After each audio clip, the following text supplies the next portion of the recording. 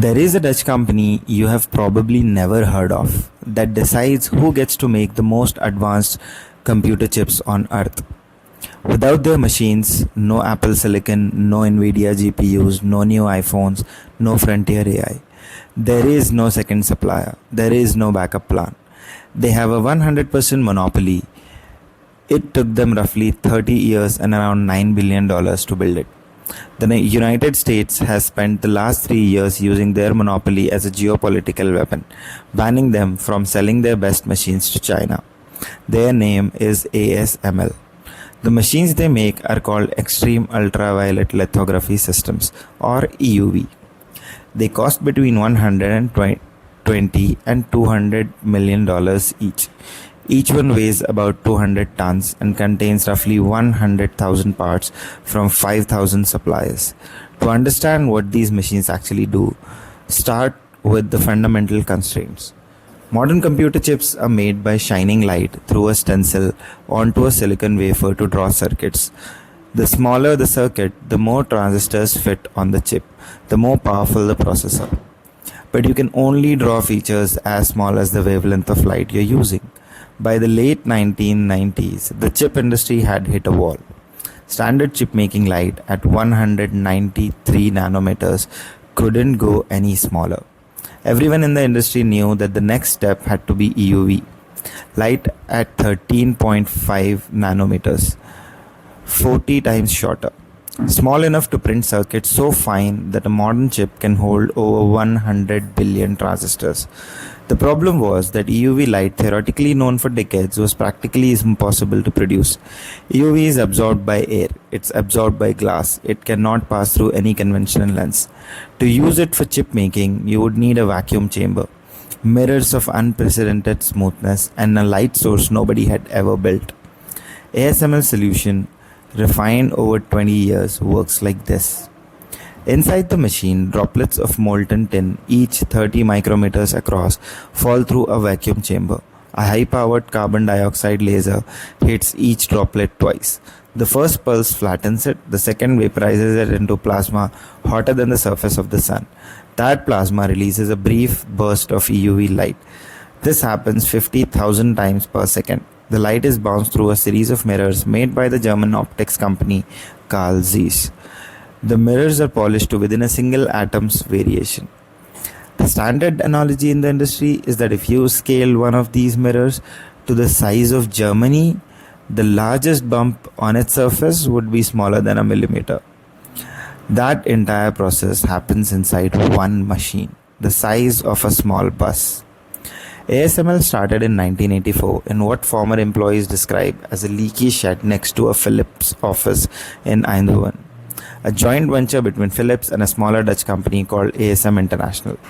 For its first decade, it was scrappy underdog, losing badly to the Japanese incumbents Nikon and Canon. In 1992, it nearly went bankrupt. It was kept alive by an emergency loan of $36 million from Philips. It went public in 1995. Then ASML made two non-obvious bets. First, in the early 2000s, while Nikon and Canon were investing billions of obvious next-generation technology called 157 nanometers lithography, ASML partnered with the researchers at TSMC named Bernjeng Lin on a different idea.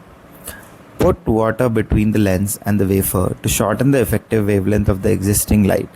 It was simpler, it was faster, it worked. By 2009, ASML had captured roughly 70% of the lithography market. Nikon's investments were worthless. Second, and much bigger, ASML bet on EUV. The first prototype, built in 2006, produced one wafer in 23 hours. Commercially useless. By 2012, ASML was bleeding cash with no commercial product, so they did something almost no public company would even attempt now. They sold roughly 23% of themselves to their three biggest customers, Intel, TSMC and Samsung. Intel committed about $270 million euros, TSMC committed about $276 million. The customers became co-investors. They were now financially logged into ASML's success. Meanwhile, Nikon, ASML's last serious competitor, mentioned in its 2013 annual report that EUV progress was off plan. After that, they stopped mentioning EUV at all. Quietly, they had given up. By 2017, ASML shipped its first 10 commercial EUV machines. By 2019, the first phones with EUV printed chips were in stores. Today, every advanced AI chip, every leading edge phone processor, every chip below 7 nanometers is printed on an ASML machine. There's no second source, there's no alternative path. The honest counterpoint is that this monopoly is also a global vulnerability. ASML depends on roughly 5,000 suppliers, including Z's, for optics nobody else can make. A serious disruption to any several single points of failure in that chain would slow or stop advanced chip productions worldwide. ASML itself is now subject to escalating Dutch and US export control. They have never been allowed to ship EUV machines to China. As of 2025, even older immersion machines and metrology tool required export licenses, and service and software updates on already sold equipment have been restricted. China is reportedly investing tens of billions trying to build a domestic EUV capability. Most analysts say they are at least a decade behind. Whether that gap is closable is one of the most important open question in geopolitics today. There's a deeper question worth sitting with. ASML survived a 30-year payoff cycle partly because of corporate patience that may no longer exist. Philips kept funding them through near bankruptcy. Their customers became their investors.